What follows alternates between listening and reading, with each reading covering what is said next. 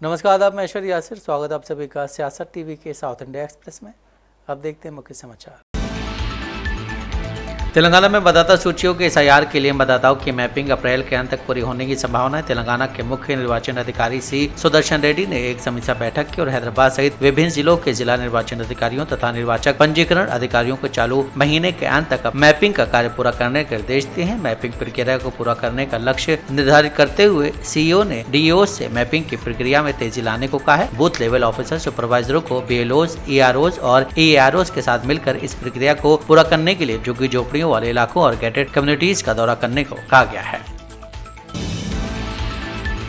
तेलंगाना के बीजेपी अध्यक्ष N रामचंद्र राव ने आज CPI MP P Santosh Kumar की आलोचना की और कहा है कि प्रधानमंत्री नरेंद्र मोदी का देश के नाम संबोधन आदर्श आचार संहिता का उल्लंघन नहीं करता है, क्योंकि उन्होंने वोट की अपील नहीं की थी। P संतोष ने CEC ज्ञानेश कुमार को लेटर लिखकर आरोप लगाया था कि लोकसभा में संविधान 131 में अमेंडमेंट बिल हारने के बाद देश के नाम अपने हालिया भाषण में प्रधानमंत्री मोदी ने मॉडल कोड ऑफ कंडक्ट का उल्लंघन किया है। N रामचंद्र राव ने कहा है कि PM मोदी ने इंडिया ब्लॉक के महिलाओं के साथ किए गए धोखे को सामने लाया और विपक्ष को अर्बन नक्सल कहा। कांग्रेस और इंडी गठबंधन के धोखे को PM मोदी ने अपने भाषण में उजागर किया। इन सभी को कुछ खास लोगों का सपोर्ट मिल रहा है और उनमें से कुछ अर्बन नक्सल हैं। इनमें से कुछ बुद्धिजीवियों ने इलेक्शन कमीशन को लेटर लिखकर इसे मॉडल कोड ऑफ कंडक्ट का वायलेशन बताया। ये सिर्फ इस बात का रिएक्शन है कि PM मोदी का मैसेज लोगों तक कितना अच्छा गया है। ये वायलेशन नहीं था, क्योंकि अपील वोट के लिए नहीं की गई थी, बल्कि सिर्फ ये समझने के लिए की गई थी कि महिलाओं के साथ कितना अन्याय हुआ है।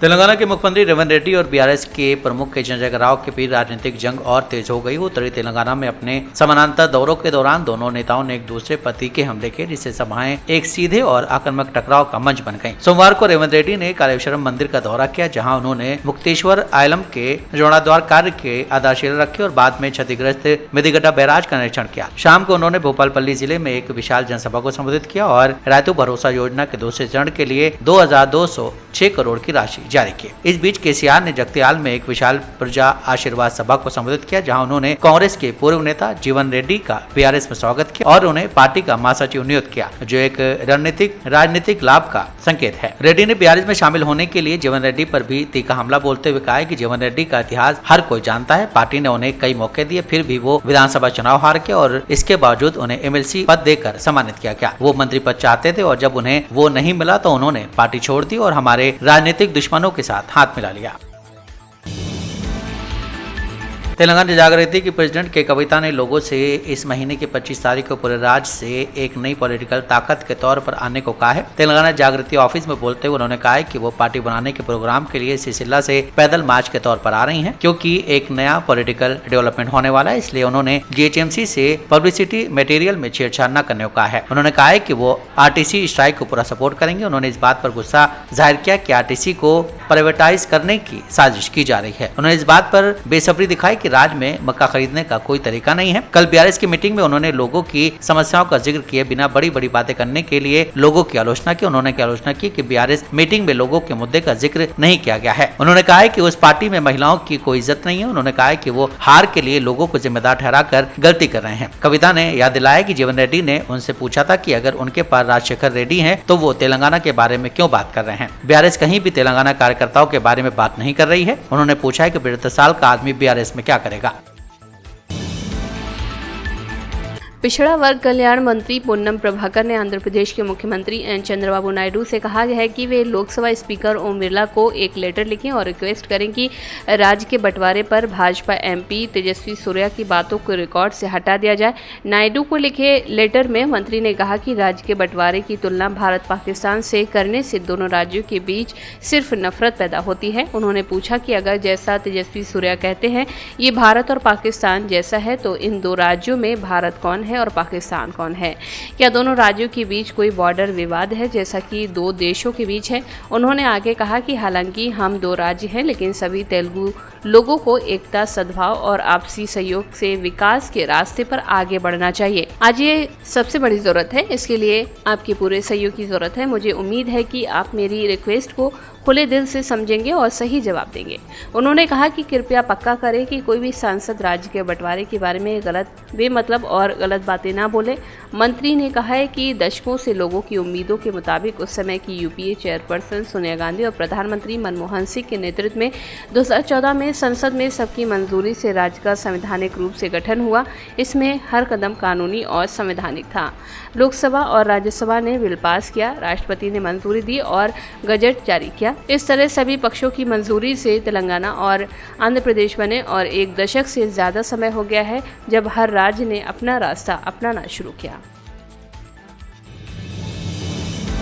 बीआरएस के अध्यक्ष के चंद्रशेखर राव ने वरिष्ठ नेता टी जीवन रेड्डी को पार्टी का महासचिव नियुक्त करने की घोषणा की है। ये कदम भविष्य की चुनावी मुकाबलों से पहले संगठन को मजबूत करने की एक रणनीति पहल का संकेत है। तेलंगाना के जगतियाल में बीआरएस प्रजा आशीर्वाद सभा को संबोधित करते हुए केसीआर ने जीवन रेड्डी को एक साबित नेता और एक रोल मॉडल बताया। उन्होंने विश्वास जताया कि पार्टी में उनके शामिल होने से न केवल उनके निर्वाचन क्षेत्र में बल्कि पूरे क्षेत्र में पार्टी की संभावनाओं को बल मिलेगा। उन्होंने कहा कि जीवन रेड्डी अविभाजित करीमनगर जिले में पार्टी की गतिविधियों को कमान संभालेंगे और संगठन के पुनर्निर्माण में अहम भूमिका निभाएंगे। केसीआर ने अपने लंबे समय से चले आ रहे निजी जुड़ाव का जिक्र करते हुए कहा कि पहले अलग अलग राजनीतिक पार्टियों में होने के बावजूद वे 4 दशकों से भी ज्यादा समय से गहरे दोस्त रहे हैं। उन्होंने भरोसा दिलाया कि जब बीआरएस सत्ता में वापस आएगी तो जीवन रेड्डी जैसे समर्पित नेताओं को अहम जिम्मेदारियां सौंपी जाएंगी। सीएम रेवंत रेड्डी की हालिया टिप्पणियों का जवाब देते हुए केसीआर ने उन्हें महज बयानबाजी कहकर खारिज कर दिया और अपनी राजनीतिक मजबूती का दावा किया। महिला आरक्षण बिल पर महाराष्ट्र के मंत्री चंद्रशेखर बावनकुले ने आज कहा कि पीएम मोदी ने 350 से ज्यादा महिलाओं के संसद में आने का रास्ता साफ किया है। कांग्रेस और इंडिया गठबंधन ने इस बिल को खत्म करने का ये रास्ता रोक दिया। देश की महिलाएं परेशान हैं। कांग्रेस का एजेंडा हमेशा से महिलाओं के वोट पाना रहा है, न कि महिलाओं के अधिकारों के लिए काम करना। इसलिए हम एक मार्च निकाल रहे हैं। आने वाले चुनाव में महिलाएं उन्हें बाहर का रास्ता दिखाएंगी। माननीय प्रधानमंत्री मोदी जी ने 350 के ऊपर महिला खासदारों को संसद में आने का एक दरवाज़ा खोल दिया था। अगर महाराष्ट्र की बात करें तो महाराष्ट्र के विधिमंडल में 160 के ऊपर एमएलए हाउस में आते थे, विधिमंडल में आते थे, महिला आती थी। लेकिन कांग्रेस पार्टी ने, उनके इंडिया अलायंस ने जिस प्रकार से एक हत्या की है, क्रूर हत्या की है बिल की, और एक बड़ा रास्ता महिलाओं का बंद कर दिया। देश की 70 करोड़ महिलाएं, महाराष्ट्र की 6 करोड़ महिलाएं नाराज है, आक्रोश है। विकसित भारत के लिए जो एक बहुत बड़ा योगदान हमारी बहनों का संसद में होता था, हाउस में 350 मेरी बहनें सांसद होती थी, लेकिन कांग्रेस और इंडिया अलायंस ने जो बदमाशी की है, महिला के वोट लेना लेकिन महिलाओं के हित में काम नहीं करना, ये कांग्रेस का एजेंडा रहा है। आंध्र प्रदेश के मुख्यमंत्री और टीडीपी के अध्यक्ष एन चंद्रबाबू नायडू ने आज प्रस्तावित परिसीमन प्रक्रिया का बचाव करते हुए कहा है कि ये पर्याय है और इससे किसी भी राज्य के साथ कोई भी अन्याय नहीं होगा। साथ ही उन्होंने इसका विरोध करने के लिए कांग्रेस और डीएमके पर निशाना साधा। चुनावी प्रचार के आखिरी दिन एक प्रेस कॉन्फ्रेंस को संबोधित करते हुए नायडू ने राहुल गांधी और तमिलनाडु के मुख्यमंत्री एमके स्टालिन के उन दावों पर सवाल उठाया कि विपक्ष ने परिसीमन से जुड़े प्रस्ताव को हरा दिया है। राहुल गांधी और एमके स्टालिन कह रहे हैं कि उन्होंने परिसीमन बिल को हरा दिया है। नायडू ने कहा है कि कांग्रेस और डीएमके को ये बताना चाहिए कि किस तरह की जीत है। उन्होंने महिलाओं के साथ धोखा किया है। ये बात संविधान बिल के संसद में जरूरी 2/3 बहुमत हासिल करने में नाकाम रहने के लिए कुछ दिनों के बाद सामने आई है, जिससे परिसीमन से जुड़े सुधार प्रभावी रूप से रुक गए हैं। वाईएसआरसीपी के प्रमुख वाईएस जगनमोहन रेड्डी ने आज एन चंद्रबाबू नायडू के नेतृत्व वाली आंध्र प्रदेश सरकार पर मनरेगा को लागू करने में पीछे रहने का आरोप लगाया। उन्होंने इसे पिछले 2 सालों में जीएसटी और सेल्स टैक्स की ग्रोथ में कथित कमी से जोड़ा। पूर्व मुख्यमंत्री के मुताबिक जीएसटी और सेल्स टैक्स की ग्रोथ में कथित गिरावट देखने की खरीदने की क्षमता में कमी और उसके परिणाम स्वरूप मांग में कमी की ओर इशारा करती है। रेड्डी ने एक्स पर एक पोस्ट में कहा कि ऐतिहासिक रूप से आंध्र प्रदेश को मनरेगा के लागू करने के मामले में सबसे अच्छा प्रदर्शन करने वाले राज्यों में से एक माना जाता रहा है। टीडीपी गठबंधन सरकार के पिछले 2 सालों में हमने देखा है कि इस मोर्चे पर राज्य पीछे रह गया है। ये पिछले 2 सालों में जीएसटी और सेल्स टैक्स में हुई कम बढ़ोतरी से भी साफ जाहिर होता है। सत्ताधारी टीडीपी की ओर से इस पर तत्काल कोई प्रतिक्रिया नहीं आई है, जो कि एनडीए सरकार का नेतृत्व करती है। उन्होंने कहा कि ग्रामीण अर्थव्यवस्था के नजरिए से मनरेगा का प्रभावी ढंग से लागू होना अत्यंत महत्वपूर्ण है। एनसीपी एससीपी विधायक रोहित पवार ने कहा कि 2023 में राज्यसभा में महिला आरक्षण बिल पास हुआ था। अगर आप सितंबर 2023 को देखें तो पीएम मोदी ने ट्वीट करके सत्ता पक्ष और विपक्ष की पार्टियों को धन्यवाद दिया था और कहा था कि महिला आरक्षण बिल उन्हीं की वजह से पास हुआ है। जिस बिल को पास किया जा चुका था उस पर चर्चा करने की क्या जरूरत है। जिस तरह देश से भाजपा ने जम्मू कश्मीर और असम में परिसीमन के जरिए चुने जा सकने वाले भाजपा सांसदों और विधायकों की संख्या पर लगी सीमा को तोड़ा है, उसका नतीजा ये हुआ कि वहां पर ज़्यादातर भाजपा सांसद और विधायक चुने गए हैं। उनका मकसद परिसीमन कानून को पास करवाना और सांसदों की संख्या बढ़ाना है। इसीलिए हम सबने परिसीमन का विरोध किया। एक देखो 2023 में महिला आरक्षण का बिल इंडिया के पार्लियामेंट में उसी के साथ राज्यसभा में वहाँ पे पास किया था।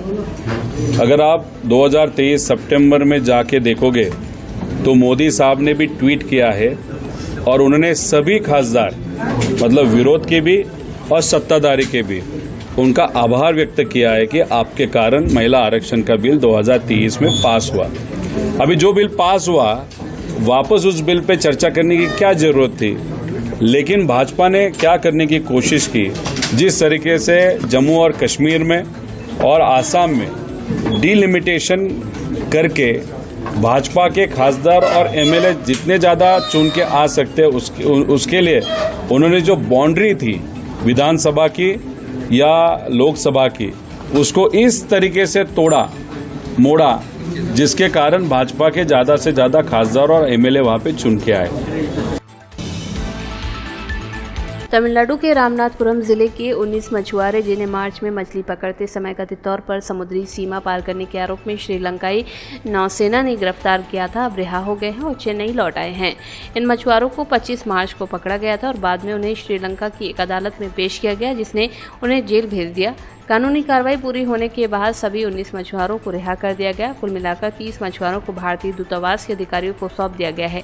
अधिकारियों ने उन्हें एक कैंप में ठहराया और उन्हें यात्रा के लिए जरूरी कागजात उपलब्ध कराए। इसके बाद उन्हें हवाई जहाज से चेन्नई वापस लाया गया। मछुआरों में से एक ने बताया कि उन्हें मछली पकड़ते समय गिरफ्तार किया गया था और भारत के उपराष्ट्रपति की यात्रा के सिलसिले में उन्हें रिहा कर दिया गया। उन्होंने अपनी जल्द रिहाई के लिए प्रधानमंत्री मोदी का आभार व्यक्त किया और सरकार से आग्रह किया है कि वे हस्तक्षेप करके श्रीलंका की जेलों में बंद अन्य मछुआरों की रिहाई भी सुनिश्चित करें। उन्होंने आगे कहा कि 2 मछुआरों पर 25,000 रुपए का जुर्माना लगाया गया, जबकि 2 नाव के चालकों पर 40 लाख रुपए का जुर्माना लगाया गया। जुर्माना न चुकाने पर 3 महीने की जेल की सजा होगी। उन्होंने ये भी कहा कि रोजाना मजदूरी करके गुजारा करने वाले लोग गरीब होने के नाते वे इतनी बड़ी रकम नहीं चुका सकते और सरकार से इस मामले में हस्तक्षेप करने की उन्होंने अपील की है। दिल्ली के पूर्व सीएम अरविंद केजरीवाल ने तमिलनाडु में डीएमके के साथ संयुक्त प्रेस कॉन्फ्रेंस में भाजपा पर निशाना साधा। आप नेता ने कहा कि तमिलनाडु के लोग भाजपा और उसकी विभाजनकारी व कटु राजनीति से नफरत करते हैं। केजरीवाल ने परिसीमन विधेयक का विरोध करते हुए कहा कि सभी दल इसके खिलाफ एकजुट हैं, क्योंकि ये लोकतंत्र पर हमला है। उन्होंने कहा कि इस प्रस्ताव से दक्षिणी राज्यों के साथ भेदभाव होकर उनकी राजनीतिक हिस्सेदारी प्रभावित होगी। केजरीवाल ने सीएम एमके स्टालिन की तारीफ करते हुए कहा कि वो बहुत अच्छा काम कर रहे हैं और जो भी अच्छा काम करता है उसका समर्थन होना चाहिए। उन्होंने कहा कि भाजपा को ज्यादा महत्व देने की जरूरत नहीं है, क्योंकि तमिलनाडु में उसकी कोई खास मौजूदगी नहीं है। वहीं दिल्ली हाईकोर्ट द्वारा आबकारी नीति मामले में न्यायमूर्ति स्वर्णकांत शर्मा को हटाने की उनकी मनीष सिसोदिया और अन्य की याचिका खारिज करने पर अरविंद केजरीवाल ने कहा कि मैं कल यहाँ था, मुझे वापस जाकर आदेश पढ़ना होगा। मैंने अदालत में अपनी दलीलें पेश कर दी, इसलिए मैं इससे आगे कोई टिप्पणी नहीं करना चाहूंगा। तेलंगाना के बीजेपी अध्यक्ष एन रामचंद्र राव ने आज CPI MP P Santosh Kumar की आलोचना की और कहा है कि प्रधानमंत्री नरेंद्र मोदी का देश के नाम संबोधन आदर्श आचार संहिता का उल्लंघन नहीं करता है, क्योंकि उन्होंने वोट की अपील नहीं की थी। पी संतोष ने सीईसी ज्ञानेश कुमार को लेटर लिखकर आरोप लगाया था कि लोकसभा में संविधान 131वें अमेंडमेंट बिल हारने के बाद देश के नाम अपने हालिया भाषण में प्रधानमंत्री मोदी ने मॉडल कोड ऑफ कंडक्ट का उल्लंघन किया है। एन रामचंद्र राव ने कहा है कि पीएम मोदी ने इंडिया ब्लॉक के महिलाओं के साथ किए गए धोखे को सामने लाया और विपक्ष को अर्बन नक्सल कहा। कांग्रेस और इंडिया गठबंधन के धोखे को पीएम मोदी ने अपने भाषण में उजागर किया। इन सभी को कुछ खास लोगों का सपोर्ट मिल रहा है और उनमें से कुछ अर्बन नक्सल हैं। इनमें से कुछ बुद्धिजीवियों ने इलेक्शन कमीशन को लेटर लिखकर इसे मॉडल कोड ऑफ कंडक्ट का वायलेशन बताया। ये सिर्फ इस बात का रिएक्शन है कि पीएम मोदी का मैसेज लोगों तक कितना अच्छा गया है। ये वायलेशन नहीं था, क्योंकि अपील वोट के लिए नहीं की गई थी, बल्कि सिर्फ ये समझने के लिए की गई थी कि महिलाओं के साथ कितना अन्याय हुआ है। साउथ इंडिया एक्सप्रेस यहीं समाप्त होता है। मुझे दें इजाजत। बाकी खबरों के लिए आप बने रहें सियासत टीवी के साथ।